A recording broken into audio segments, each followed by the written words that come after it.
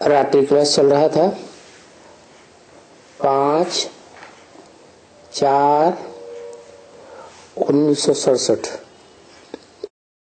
पहले पेज के आध में बात चल रही थी, वशीकरण मंत्र कौन सी आत्मा देती है।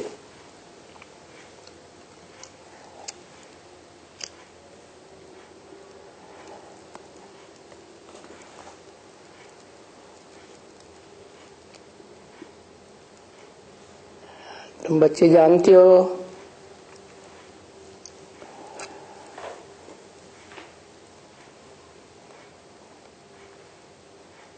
कि राम यानी बाप आकर के तुम बच्चों को वशीकरण मंत्र देते हैं। किस लिए देते हैं?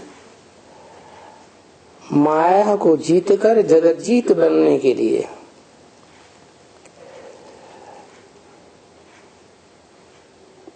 तो गोया मन वशीकरण से माया जीत बने।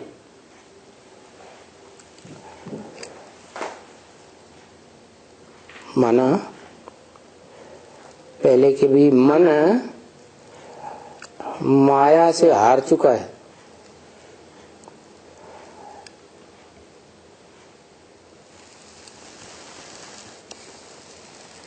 तो जो हार चुका है उसको वशीकरण मंत्र मिलता है जीत पाने के लिए।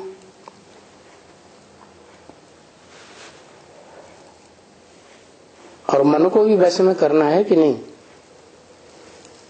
ये भी तो कहते हैं मन जीते जगत जीत।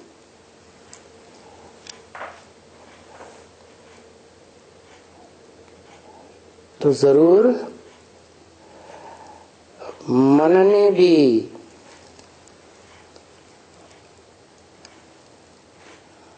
पहले क्या किया होगा है? आत्मा के ऊपर जीत पाई होगी या नहीं? नहीं पाई होगी।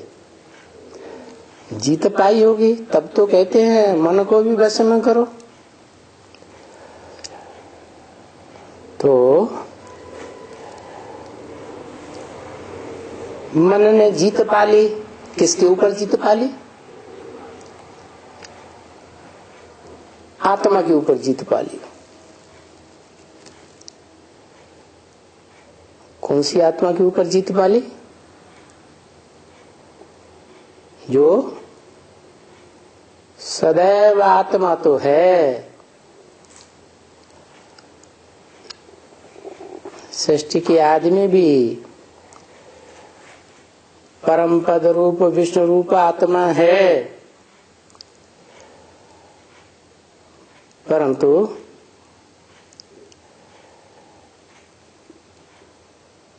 जैसे ही बाप, आत्मा का भी बाप शिव बाप, जो कभी किसी के वशीभूत नहीं होता है, वो वशीकरण मंत्र देते हैं।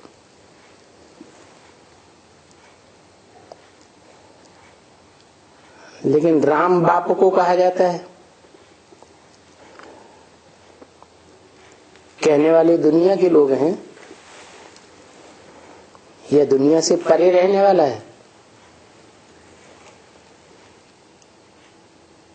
जो राम को बाप कहते हैं वो दुनिया के लोग हैं, दुनियावी आत्माएं हैं। यह दुनिया से परे रहने वाली है। कौन कहते हैं राम बाप?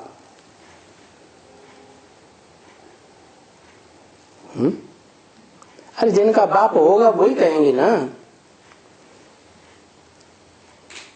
जो इस दुनिया से परे रहता है उसका तो बाप नहीं है। तो जो सबका बाप है, जिसका कोई बाप नहीं, सुप्रीम फादर है, सुप्रीम सोल है, वो ही आकर के वशीकरण मंत्र देते हैं। और देते किस लिए हैं?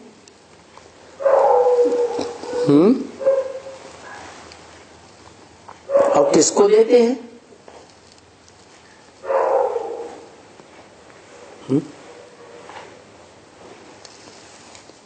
सबको इकट्ठा देते हैं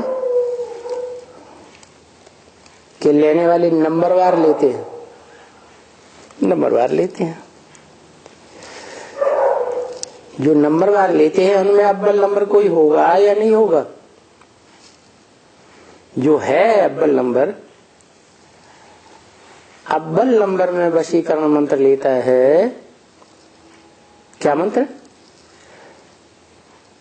क्या लेता है? मन्मना भव, मेरे मन में समा जा। तो वो कौन सी आत्मा देती है?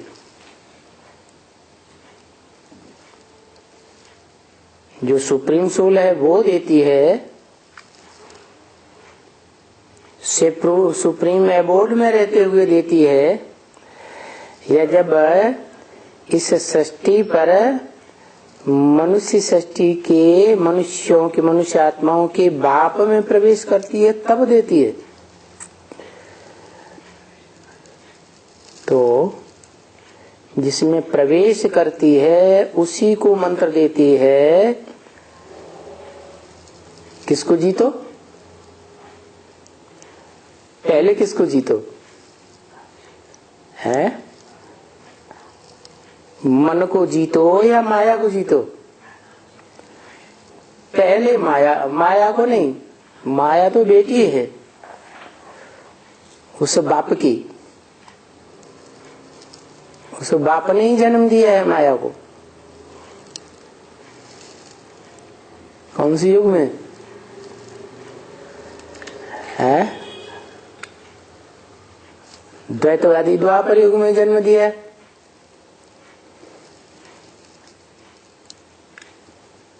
जन्म दिया ना।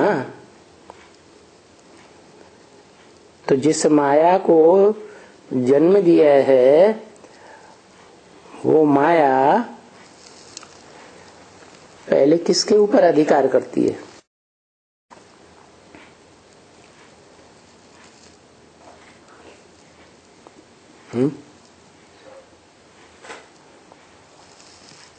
मन के ऊपर अधिकार करती है।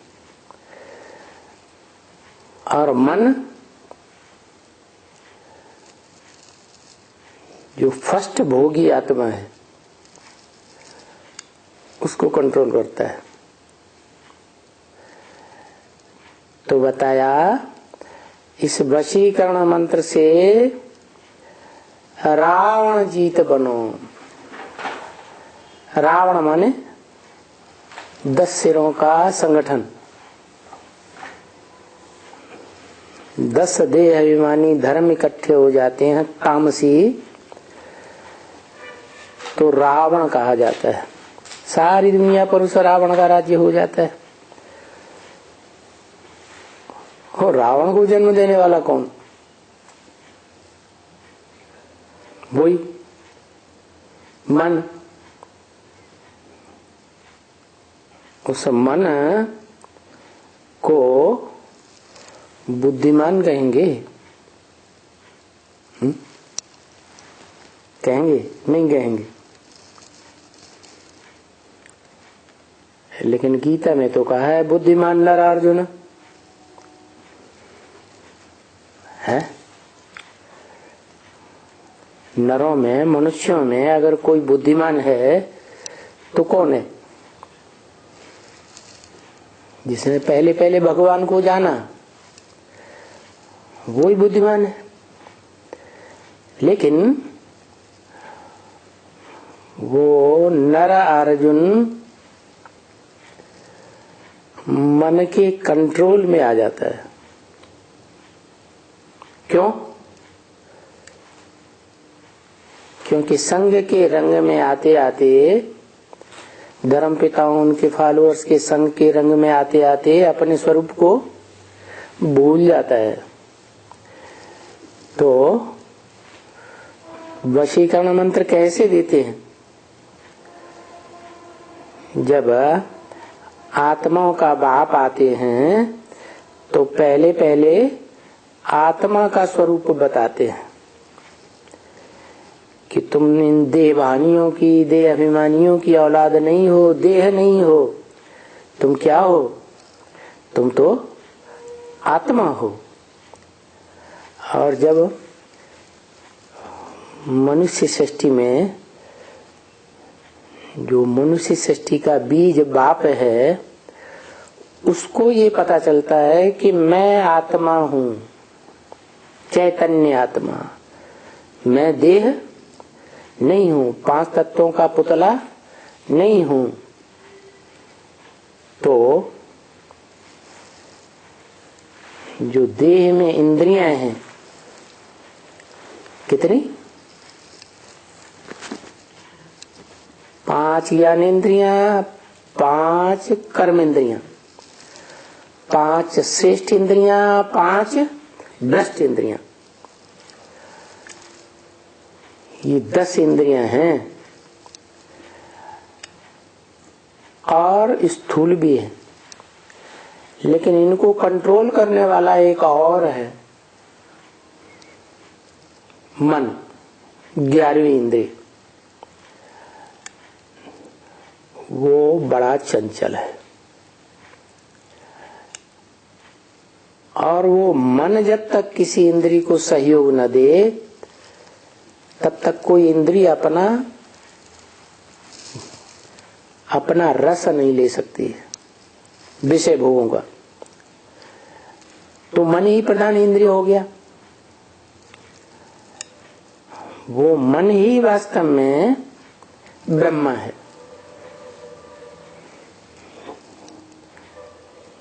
जिस ब्रह्मा के कंट्रोल में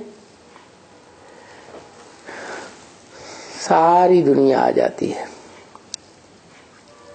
ब्रह्मा मनुष्य रूप में दिखाते हैं, यह देखने में देवता रूप आता है,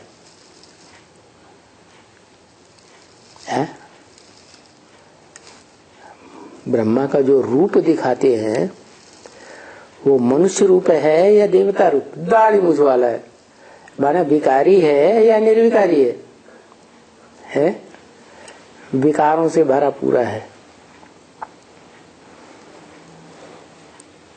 5 विकार, और वो जो 5 विकार हैं, काम, क्रोध, लोभ, मोह, अहंकार, वो आधार बनते हैं, आधार लेते हैं 5 तत्वों का, पृथ्वी, जल, वायु, अग्नि, आकाश। तो 10 हो गए। ये 10 रावण के रूप हैं। इनको भी जन्म देने वाला वो मन ब्रह्मा है। माना जो श्रेष्ठ ते श्रेष्ठ धर्म है, सत्य सनातन धर्म जिसे कहा जाता है, जो सनत कुमार से धर्म स्थापन होता है, उस सनत कुमार को भी जन्मदाता कौन हुआ? जन्म देने वाला कौन हुआ? ब्रह्मा हुआ। सनत कुमार को किसने जन्म दिया? ब्रह्मा ने दिया ना। तो ब्रह्मा ने जो जन्म दिया, वो शूटिंग पीरियड में कब की बात है?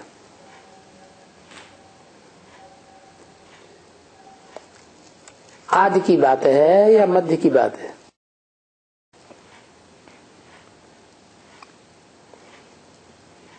आदि की बात है। आदि में तो किसी ने पहचाना ही नहीं। पहचाना? नहीं पहचाना। सिर्फ ब्रह्मा ने जाना कि मेरा ब्रह्मा का पार्ट है, साक्षात उनको साक्षात्कार हुआ था तो उन्हें विश्वास हुआ। बाकी पहलौटी के बच्चे सनत, सनातन, सनंदन, सनत कुमार जो वाइब्रेशन से पैदा होते हैं, मनसा षष्ठी, मानसी षष्ठी से, वो तो किसी को पता ही नहीं। तो पता कब चला? 76 में। तो 76 में वो बच्चे जो प्रत्यक्ष होते हैं 4 कुमारों के रूप में, वो पहले गर्भ में आए होंगे या सीधे ही प्रत्यक्ष हो गए? गर्भ में आए होंगे। तो गर्भकाल उनका 76 से पहले या बाद में? पहले होगा। तो जैसे ही ब्रह्मा दादा लेखराज शरीर छोड़ते हैं, वैसे ही वो आत्मा प्रखर हो जाती है, सूक्ष्म शरीर धारण करके। कौन? ब्रह्मा। और तीव्र वाइब्रेशन वाली बन जाती है। इसे अव्यक्तवाणी में बोला है कि जो भूत प्रेत आत्माएं सूक्ष्म शरीरधारी होती हैं, वो वाइब्रेशन को बड़ी तीव्र गति से पकड़ती हैं। अगर कोई बंदा कोई खास दुख के वाइब्रेशन में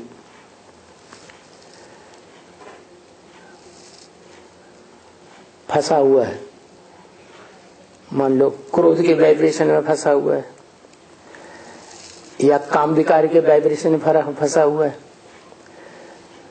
तो जो क्रोधी या कामी सूक्ष्म शरीरधारी आत्मा होगी, वो उसके वाइब्रेशन को फट से पकड़ेगी और उसमें प्रवेश कर जाएगी।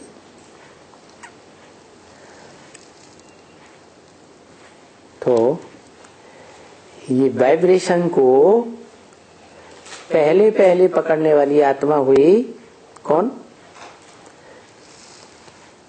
मन रूपी ब्रह्मा। ये जो मनुष्य सृष्टि है, इसका पहले पहले कनेक्शन है ब्रह्मा से। इसलिए शिव बाप जो आत्माओं का बाप है, वो भी इस मनुष्य लोक साकार में जब आते हैं, तो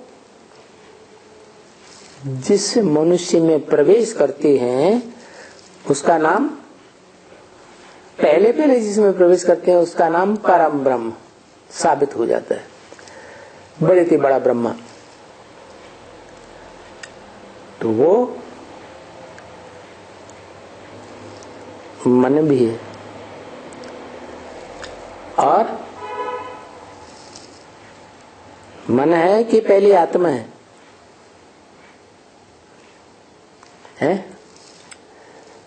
पहले चलाए मन मन है, क्योंकि अपन को देह समझता है।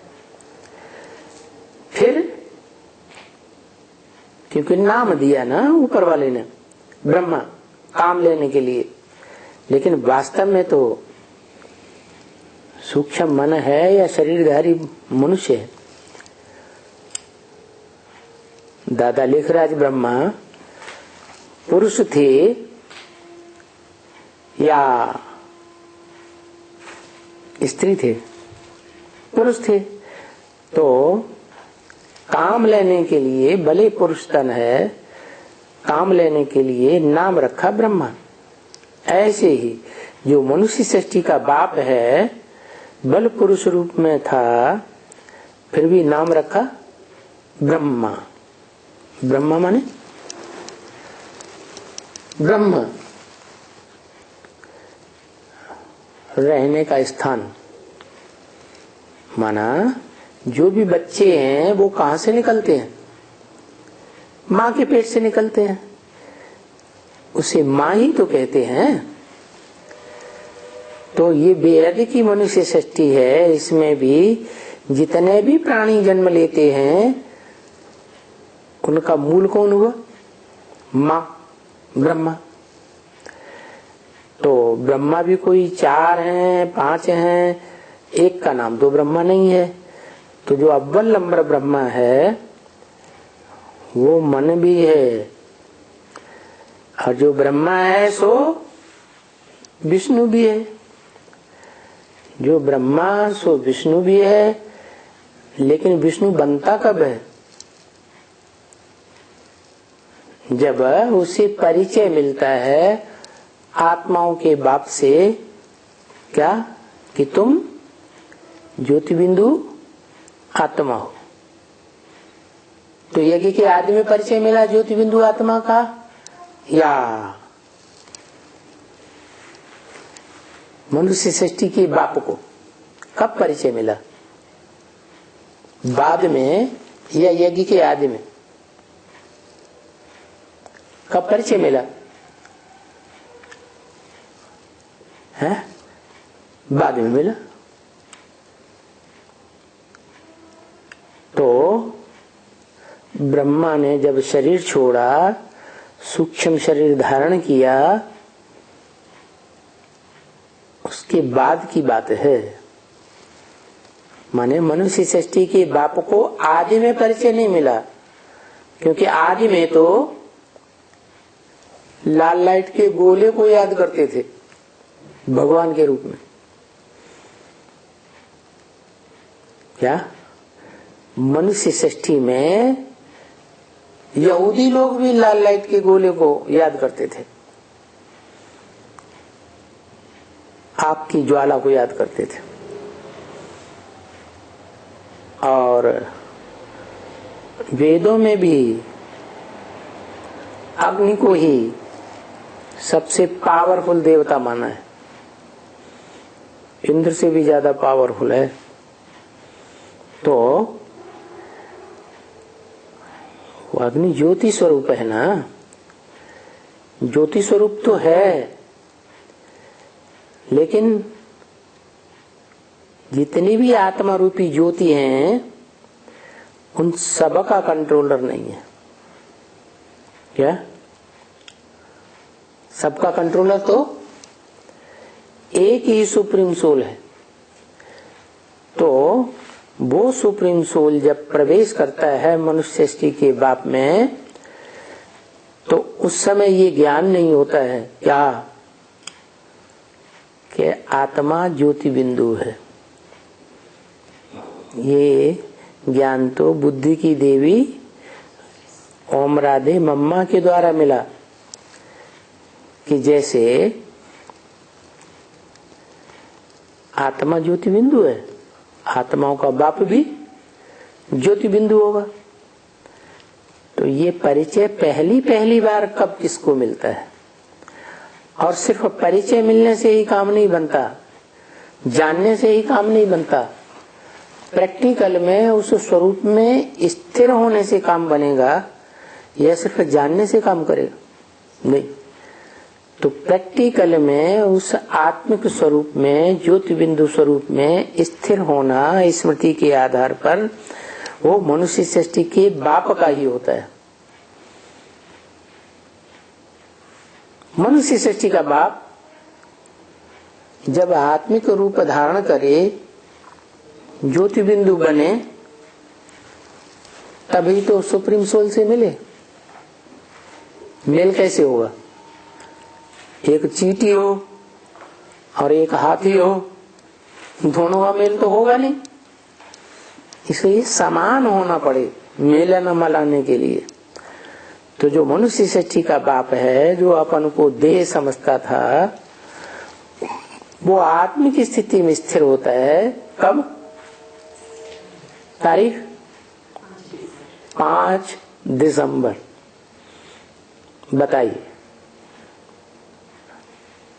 अव्यक्त वाणी में 5 दिसंबर की तारीख बताई। वो है अव्यक्त बाप दादा के मिलन की प्रैक्टिकल स्टेज।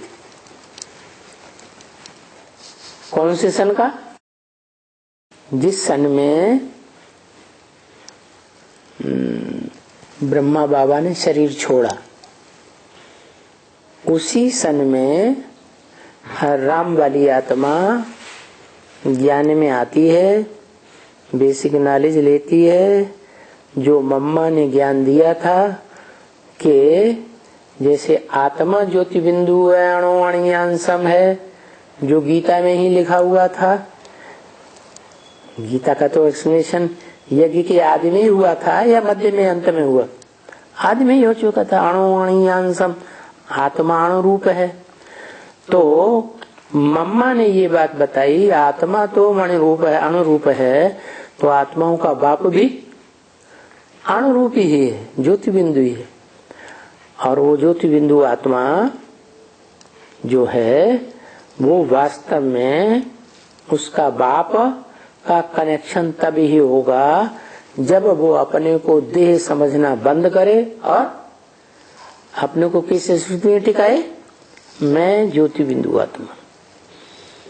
तो मनुष्य सृष्टि का बाप पहली बार आत्मिक स्टेज में टिकता है, ज्योति बिंदु स्वरूप में टिकता है प्रैक्टिस करके कि मैं देह नहीं हूँ, मैं वास्तव में ज्योति बिंदु आत्मा हूँ जो भ्रकुटी के मध्य में रहती है।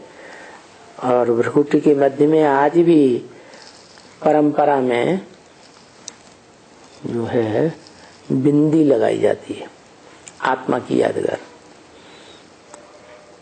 और वो भ्रकुटी भरी पूरी कुटी आत्मा के रहने का घर है इस शरीर में।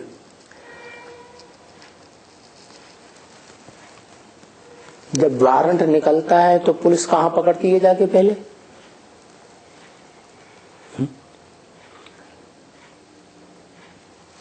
कहाँ पकड़ती है?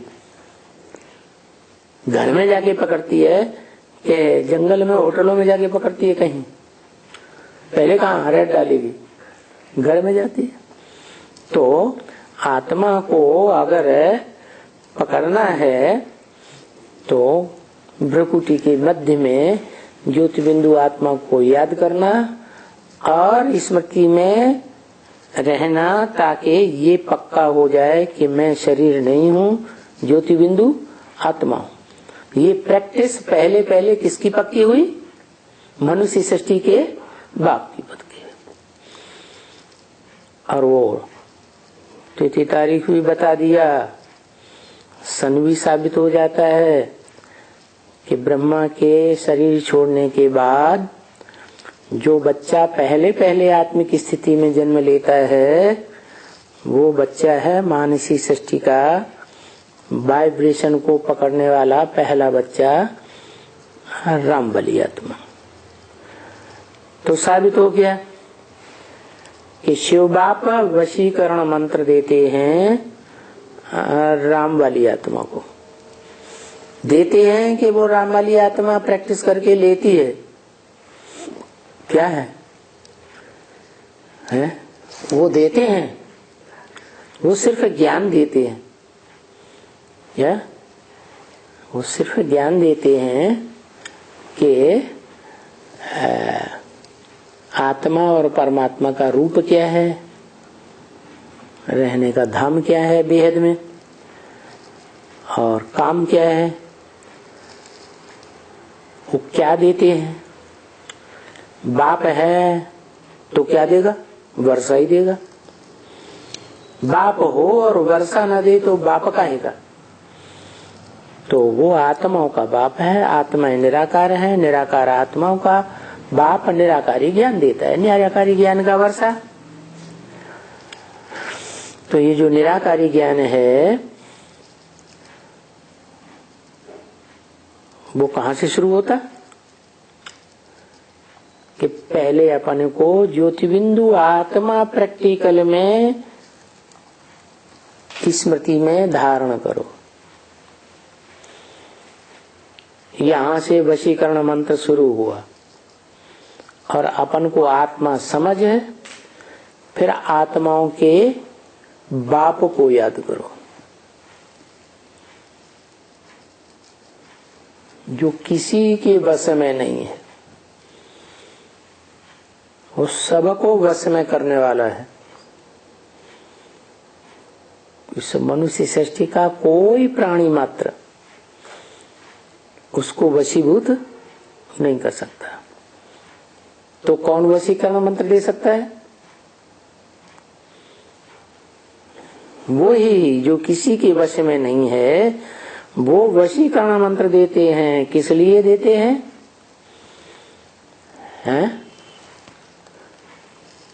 माया को जीतने के लिए बच्चों को वशीकरण मंत्र देते हैं राम वाली आत्मा के थ्रू, क्योंकि वो वशीकरण मंत्र है याद, योग। योग का जो मंत्र है मन मना भव, वो देने वाला कौन हुआ? प्रैक्टिकल में, आत्माओं का बाप या मनुष्य सृष्टि का बाप? मनुष्य सृष्टि का बाप। तो जो मनुष्य सृष्टि का बाप है वो वशीकरण मंत्र को प्रैक्टिकल में धारण करके मनुष्य आत्माओं को देता है और बताता है कि ये जो मन रूपी चंद्रमा है बड़ा चंचल है, कलाओं में क्षीण होता है और फिर कलाओं में वृद्धि भी इसकी होती है, परंतु ये मन सबका जन्मदाता है। सारी मनुष्य सृष्टि के सभी प्राणी मात्र का जन्मदाता है। और वो अव्वल नंबर कौन है? अव्वल नंबर है ब्रह्मा नामधारियों में अव्वल नंबर परम ब्रह्म। वो मन भी है ब्रह्मा, और ब्रह्मा सो अव्वल नंबर विष्णु भी है, और वो ब्रह्मा के रूप में स्थापना करना, विष्णु के रूप में पालना करने वाला, और शंकर भी है। संग मन शांति, कर मन करने वाला, सारी सृष्टि में शांति पैदा करने वाला है। कैसे? आत्मा सबसे जास्ती कौन से विकार से अशांत होती है? काम विकार से। प्राणी मात्र अशांत होता है। कामना की पूर्ति नहीं होती है तो फिर क्रोध में आ जाते हैं। लेकिन कितने भी क्रोध में आ जाएं, कोई भी इस मनुष्य सृष्टि के प्राणी मात्र वो सारे संसार का विनाश नहीं कर सकते। क्यों? क्योंकि हर आत्माओं का अपना अपना एक दायरा है। इब्राहिम का दायरा है, उतनी ही आत्माओं को स्थापना करेगा, उतनी आत्माओं के मन बुद्धि में धर्म की स्थापना करेगा या प्रभाव मिलेगा, उतनी ही आत्माओं का सत्यानाश करेगा। ये आत्मा रूपी सितारे हैं ना, धरणी के या आसमान के? कहाँ के सितारे हैं? आसमान के सितारे हैं। आत्मा रूपी, मनुष्य आत्मा रूपी या प्राणी मात्र की आत्मा रूपी जो सितारे हैं वो कहाँ के सितारे हैं? धरणी के सितारे हैं या आसमान के सितारे हैं? आसमान के सितारे तो जड़ हैं, वो तो उदाहरण देने के लिए है। लेकिन वास्तव में जो चैतन्य आत्मा रूपी सितारे हैं, इस सृष्टि रूपी रंगमंच पर पार्ट बजाने वाले, वो तुम बच्चे हो, लेकिन नंबरवार हो। सबका अपना अपना दायरा है। जब नई सृष्टि की स्थापना के लिए ह्यूज ड्रामा कहो, ह्यूज सृष्टि कहो, ह्यूज बेहद का सृष्टि रूपी मकान कहो, उसकी रचना हुई थी, तो उस समय ये चैतन्य ईंटें तैयार की गई। जब मकान बनाने के लिए ईंटें तैयार होती हैं, तो ये चैतन्य ईंटें तैयार हुई।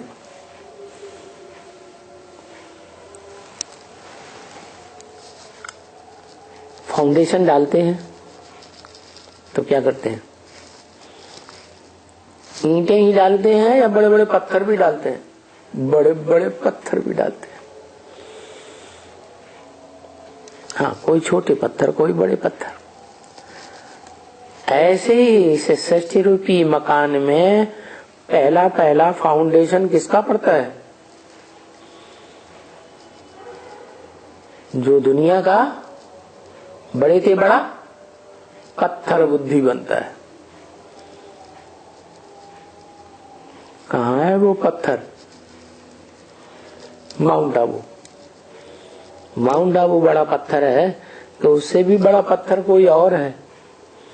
माउंट आबू तो है देहधारियों के रूप में, जिन्होंने देह धारण कर रखी है फिर तपस्या की है, लेकिन तपस्या करके जो आत्मिक स्टेज में स्थिर हो जाते हैं वो कहाँ है? कहाँ? वो है जहाँ नॉर्थ इंडिया में स्वर्ग की स्थापना होती है। क्या? एवरेस्ट चोटी।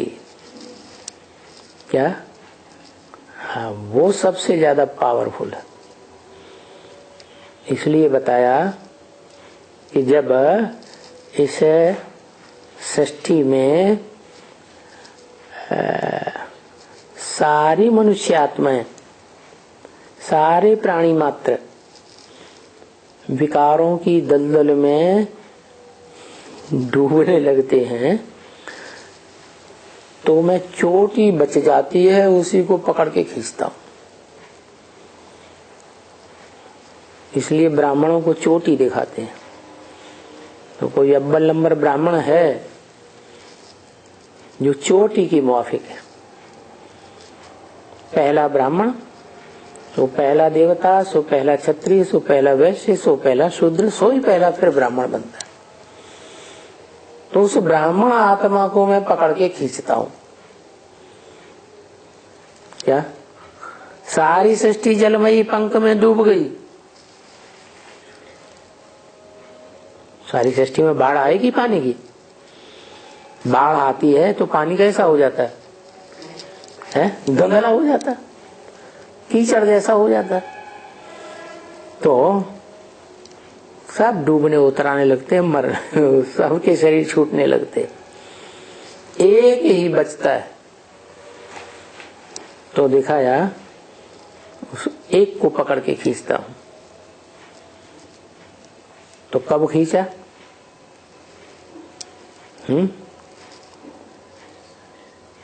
पहले पहले कब खींचा? देह के रूप में खींचा या आत्मा के रूप में खींचा? पकड़ के देहधारी के रूप में था, पत्थर बुद्धि था, तब खींचा। कब खींचा? 100 साल के संगम युग में कब खींचा? आदि में, मध्य में, अंत में? अंत में खींचा। आदि में देह के आधार पर आदि में खींचा। तो आत्मा का परिचय तो उस समय नहीं मिला। फिर दादा लेखराज ब्रह्मा निमित्त बनते हैं। मन जो सृष्टि रूपी मकान का पहला फाउंडेशन, स्वर्ग का जो ढांचा बना था वो कब बना था? जड़ ढांचा। जैसे मकान बनाते हैं ना, तो पहले दिमाग में बात आती है, खाका खींचते हैं, फिर उसका वो नमूना बनाते हैं झोपड़ी जैसा कि ऐसा ऐसा मकान बनाएंगे। तो ब्राह्मणों की दुनिया में पहले वो जड़ा ढांचा कहाँ तैयार हुआ? इंडिया में तैयार हुआ था या पाकिस्तान में? पाकिस्तान में तैयार हुआ था। पाकिस्तान में ऐसा ढांचा बना कि नरक की दुनिया बन गई थी। खून की नदियां बह रही थी 1947 में, और उस खून की नदियों के बीच में समंदर के किनारे एक परिवार ऐसा भी था जो बड़े आराम से रहा पड़ा था, जो ब्रह्म वाक्य है कि मैं नरक के बीच स्वर्ग स्थापन करता हूं। तो वो जड़ ढांचा कराची में तैयार हुआ। फिर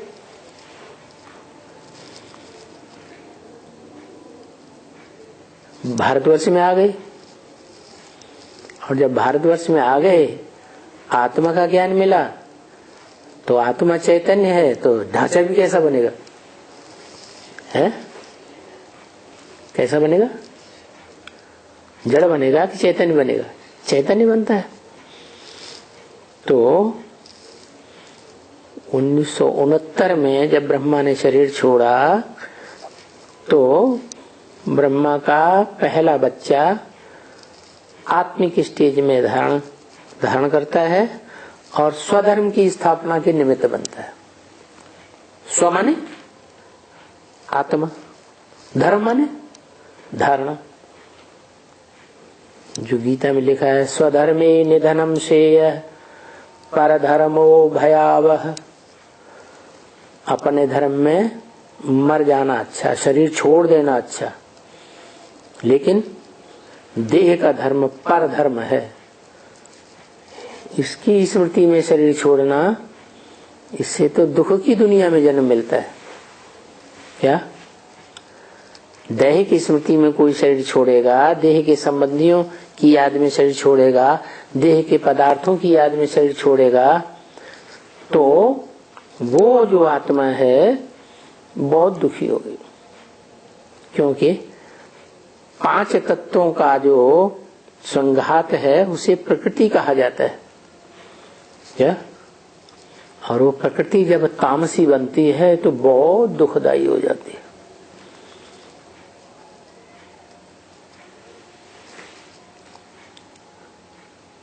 तो दुनिया का सबसे जास्ती दुख होता है तब जब प्रकृति माता सारे संसार को कंट्रोल करती है।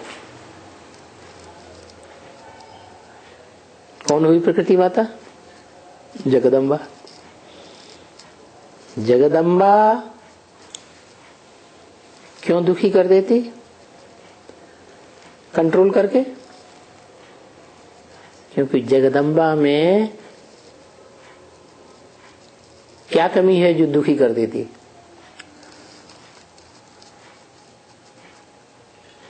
और भगवान में क्या विशेषता है जो भगवान स्वर्ग बना देता है, सुख की दुनिया बना देता है?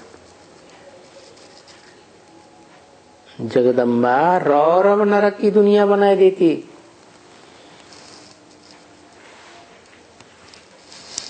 और भगवान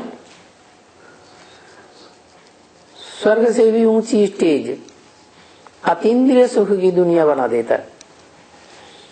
जो नरक की दुनिया के बीच में स्वर्ग की दुनिया स्थापन होती है। क्या खासियत है दोनों में? जगदम्बा जो है वो बुद्धि इतनी तीक्ष्ण नहीं होती, जड़त्वमयी बुद्धि होती है।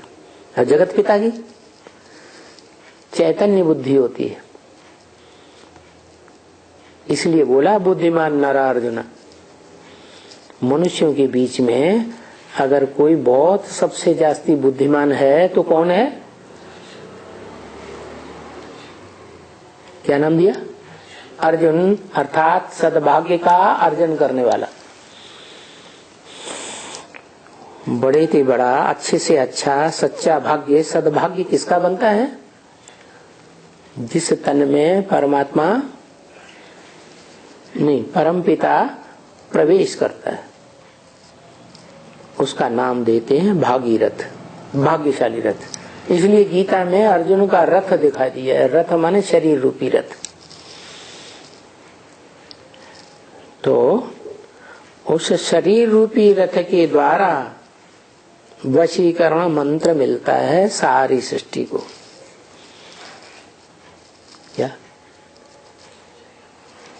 देने वाला?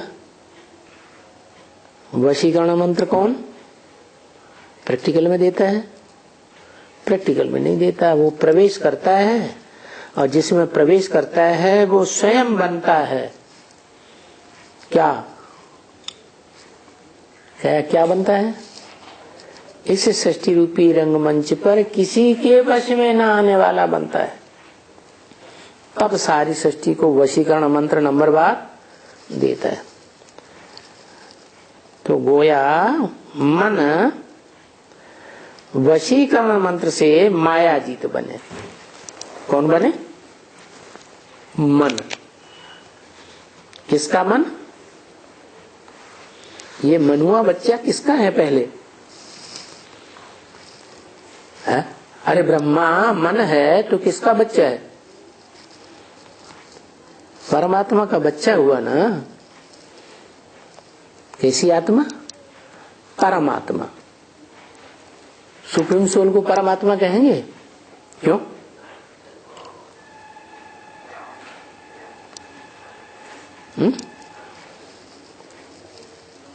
माने आत्माओं के बीच में परमात्मा। सुप्रीम सोल की किसी से टैली नहीं कर सकते। क्यों? क्योंकि टैली तो उनके साथ किया जाता है जो एक जैसी जाति के हों। क्या एक जैसे हों तो टैली किया जाए? वो जो supreme soul father, supreme father है, उसको तो किसी से टैली नहीं कर सकते। वो तो अभोक्ता है, अकर्ता है। और इस दुनिया में कोई आत्मा नहीं है जो अभोक्ता हो और अकर्ता हो, इसलिए उसको तो टैली करने का सवाल ही नहीं। तो जिसमें प्रवेश करता है वो है इस मनुष्य सृष्टि का हीरो पार्टधारी। जितने भी आत्मा रूपी पार्टधारी हैं उनमें वो हीरो का पार्ट बजाने वाला। इसलिए उसका जो मन है उसको कंट्रोल करने की बात है। मन को कंट्रोल किया, वो मन पहली रचना है। क्या?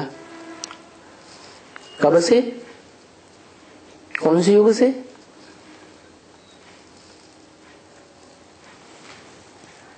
मन अपनी चंचलता कब से करना शुरू करता है? कौन से युग से?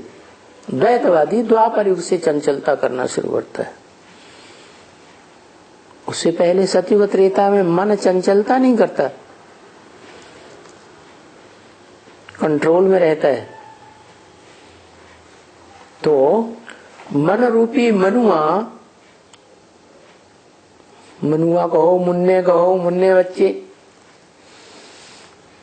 नन्हे मुन्ने बच्चे तेरी मुट्ठी में क्या है। तो वो मनुआ कंट्रोल में रहना चाहिए।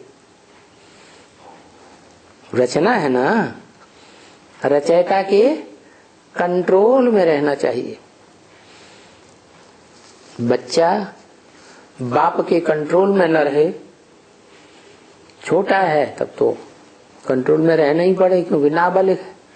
बड़ा हो जाए और कंट्रोल से बाहर हो जाए और बाप को ही थापड़ मारने लगे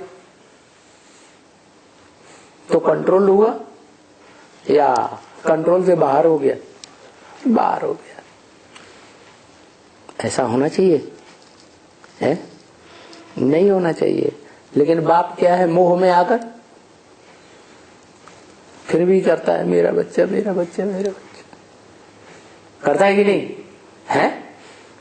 मेरा मेरा करता रहता है। तो ये जो मेरा मेरा है वो छुड़ाने के लिए ही ये वशीकरण मंत्र है। क्या? ये मेरा मेरा जो कहने वाला है वो कौन है? आत्मा ही तो कहती है मेरा। कब कहती है? जब देवान में है तब कहती है, या आत्माभिमान में है तब कहती है। आत्माभिमान में है तो आत्माओं का मेरा, तो आत्माओं का बाप मेरा तो एक शिव, दूसरा कोई नहीं है आत्माओं को कल्याण करने वाला। देह समझते हैं तो देह की संतान जो होते हैं उनको समझ लेते हैं ये मेरे बच्चे हैं, लेकिन वो कोई भी काम आने वाले नहीं है। क्या? देह के संबंधी सब धोखेबाज। इसलिए बताया कि ये मन जो है ना, ये वशीकरण मंत्र से माया जीत बने। क्या? मन को कंट्रोल करने वाली बात है। रावण जीत बने। माया कहते हैं काम क्रोध लोभ मोह अहंकार को, और काम क्रोध लोभ मोह अहंकार तभी आते हैं जब 5 तत्वों का शरीर हो, तो उसको कहते हैं मंदोदरी। 5 तत्व पृथ्वी जलवायु अग्नि आकाश जड़ हैं या चैतन्य हैं? मंद बुद्धि वाले हैं या तीक्ष्ण बुद्धि वाले हैं? मंद बुद्धि वाले। तो ये जो मंद बुद्धि वाले पांच तत्व हैं, ये हो गए उसकी पत्नी मंदोदरी। किसकी? माया की। तो माया जब चाहती है तब प्रकृति को अपने कंट्रोल में कर लेती है, अपनी मुट्ठी में कर लेती है, हाथ मिला लेती है। तो दोनों को जीतना है, प्रकृति जीती भी बनना है और रावण जीती भी बनना है, माया जी। तो तुम प्रैक्टिस कर रही हो क्या? कोई बच्ची की तरफ बाबा ने इशारा किया, बच्ची सामने बैठी होगी, तो बच्ची के सामने बैठ करके इशारा किया कि तुम बच्ची प्रैक्टिस कर रही हो। क्या प्रैक्टिस कर रही हो? है तुम्हारा जो मन है ना, इसको मन मना भव, मेरे मन में तिरोहित करो और माया जीत बनो। जिस माया ने तुझे बच्ची को कंट्रोल कर लिया, क्या माया कौन सी बच्ची को कंट्रोल करती है? सृष्टि में किसे दिखाते हैं? कहते हैं पार्वती की अम्मा मैना ने अपनी बच्ची को अपने कंट्रोल में रखा हुआ था। उसको, जिसको उसने पति चुना, उसके नजदीक नहीं जाने देती थी। तो कंट्रोल कर लिया ना, तो क्या करना है उस बच्ची को? है माया को। वो मैना, नाम क्यों रखा मैना? पति से जो भी डायरेक्शन करे मिले तो साफ इनकार, मैं ना करूंगी। अपनी बच्ची की शादी उस लंगोटिया के साथ नहीं करूंगी। अरे जिंदगी निभानी तुमको है या बच्ची को निभानी है? जो उसको पसंद आ गई तो उसकी पसंद के अनुसार काम करो। तो उसका नाम ये पड़ता है मैना।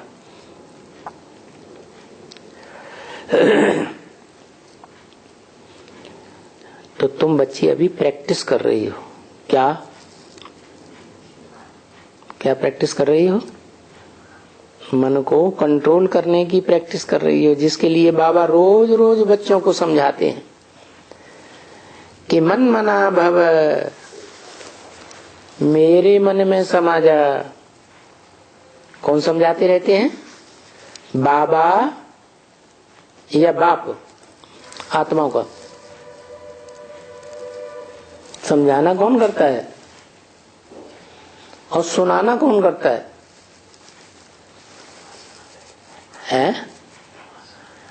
सुनाना करता है वो जो सिर्फ सुनता है। उसके अंदर प्रवेश करके कोई आत्मा सुनाती है। वो सुनता है और सुनाता है, समझता कुछ नहीं। कौन? ब्रह्मा। और समझाता कौन है? जो खुद समझेगा वो दूसरों को समझाएगा, या जो बेसमझ बच्चा है वो समझाएगा? इसलिए जो कृष्ण बच्चा है उसकी पूजा बच्चे के रूप में होती है या समझदार के रूप में होती है? इनोसेंट बच्चा है, उसी रूप में उसकी पूजा होती है। कृष्ण के बड़े रूप की पूजा नहीं होती है। तो बताया बाबा रोज रोज बच्चों को समझाते रहते हैं कि मन मना भव, क्या मेरे मन में समा जा। इस दादा लेकर आगे के मन में ना समा जा, या कोई भी धर्म पिता के मन में ना समा जा। क्या समझाते हैं और कौन समझाते हैं? मनुष्य सृष्टि का बाप समझाते हैं। साकार है कि निराकार? वो साकार भी बनता है, निराकार भी बनता है। बाबा तब कहा जाता है जब देहधारी हो, तो ये संबंध ही ऐसे हैं जो देह से कनेक्टेड है, लेकिन बाप का एक संबंध ऐसा है जो आत्माओं का बाप ही बनता है, दूसरा कोई संबंध नहीं बनता है। तो ये मन मना भव वशीकरण मंत्र है। ये क्या कौन देता है? कौन आत्मा देती है? कौन सी आत्मा देती है? वो या दिए? वो ये देती है जो खुद वश में करती है अपने मन को, अपने बच्चे को अपने कंट्रोल में करे। बच्चा कंट्रोल में ही नहीं आए और कंट्रोल से बाहर बना रहे तो काम बिगड़ता रहेगा या सुधरेगा? बिगड़ता रहेगा। तो ये जो बच्चा है मनुष्य सृष्टि का, सतयुग के आदि से ही वो बच्चा जन्म लेता है। कौन हुआ? दादा लेखराज ब्रह्मा उर्फ कृष्ण की आत्मा, उर्फ राजा विक्रमादित्य की आत्मा, उर्फ दादा लेखराज की आत्मा। ये बच्चा बुद्धि आत्मा है, अपनी अकल नहीं है। राजा विक्रमादित्य को अपनी अकल थी कि शिवलिंग की पूजा करना है? अपनी अकल नहीं थी, उसके बाप ने उसको अकल दी। तो मन जो है वो चंचलता करता है, मन रूपी ब्रह्मा है, ये बच्चा है, ये बच्चा बुद्धि है, और इसका बाप सालिम बुद्धि है, सगीर बुद्धि। वो है मनुष्य सृष्टि का बाप।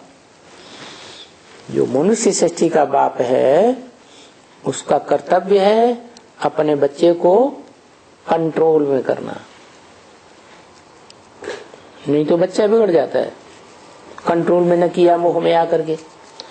तो बताया बाबा रोज रोज बच्चों को समझाते रहते हैं। क्या समझाते रहते हैं? मत मना भव, मेरे मन में समा जा। कब समा जा?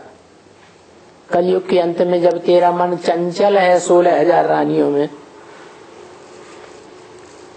तब समा जा। यह मन अचल हो जाए, एक की स्मृति में टिक जाए, कर्मेंद्रियों से कर्म करता भी रहे तो भी कर्मेंद्रियों के भोग स्वीकार न करे, ऐसी स्टेज बन जाए मन की, तब की बात है। ऐसे मन में समा जा। कैसे मन में समा जा? चंचल मन में समा जा या अचल मन में समा जा? अचल मन में समा जा। तो बाबा इस बात के लिए रोज समझाते रहते हैं वशीकरण मंत्र। तो अभी कौन सा वशीकरण मंत्र जपते रहे?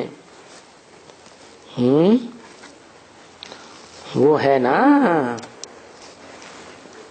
मंत्र जपे तिलक लगे। भक्ति मार्ग में कहते हैं ना, तुलसीदास चंदन घिसे तिलक देत रघुवीर। क्या? कौन चंदन घिसे? ज्ञान का सुगंध में, सुगंध से भरा हुआ चंदन कौन घिसे? तुलसीदास। घिसे माने मंथन करे। कौन घिसे? नाम क्या दे दिया? तुलसीदास। किसका दास बन गया है? अरे तुलसी का दास बन गया या राधा का दास बन गया है? तुलसी का दास बना। अरे तुलसी जो है वो स्वयं दासी के रूप में आंगन में रहती है कि बेडरूम में रहती है? कहाँ रहती है? आंगन में रखी जाती है। तुलसी वृंदा का नाम है। वो वृंदा खुद ही भगवान का सेवा सुरसा छोड़ करके भगवान की बंदी बन करके रहना छोड़ दिया और राक्षस राज जालंधर की पत्नी बन गई, उसे पसंद कर लिया। वो तो खुद ही दासी बन जाती है राक्षसों की। तो उस तुलसी का दास बन गया। कौन है? कौन? तुलसीदास। ये तुलसीदास कौन था? ब्रह्म वाक्य मुरली में बोला है, शास्त्रों में अपने अपने शास्त्रों में अपनी ही महिमा कर दी है। तो रामायण शास्त्र में कौन सी आत्मा ने अपनी महिमा की?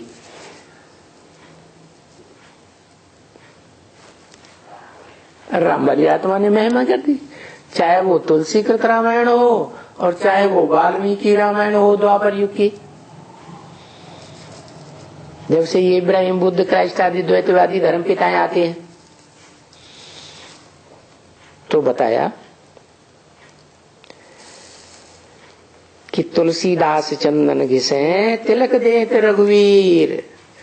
रघु माने सूर्य वंश का जो वीर है, साक्षात सूर्य, ज्ञान सूर्य भगवान, ऊंच ते ऊंच। वो क्या करते हैं? जो तुलसी दास चंदन घिसते हैं, ज्ञान की मंथन चिंतन करते हैं, उनका अपना बन जाता है ज्ञान।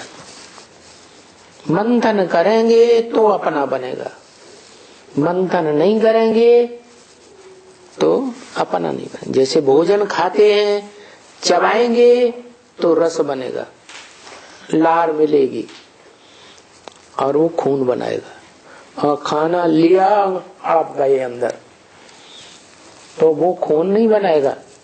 ऐसे ही जो ईश्वर ने ज्ञान दिया है, अखूट ज्ञान के भंडार ने जो दिया है, सिर्फ सुन लिया, दूसरों को सुना दिया, उससे कुछ फायदा नहीं होगा। क्या करना है? जो दिया है उसका मंथन करना अंदर अंदर। और मंथन कब चलता है? क्या मंथन कब चलता है? जब दूसरी आत्माओं के यज्ञात भवति, क्या सेवा करेंगे। यज्ञ सेवा जितनी हम करते हैं उतना मंथन खुद ही चलता है, चलाना नहीं पड़ता। यज्ञात भवति भूतानि, यज्ञ सेवा जितनी करेंगे उतनी प्राणियों की उत्पत्ति होगी। उत्पत्ति कब होगी? जब मनन चिंतन मंथन करेंगे, तभी अपनी प्रजा बनेगी। क्या प्रजा बने? बच्चे, रचना। बाप को रचना रचने के लिए क्या करना पड़ता है? हा?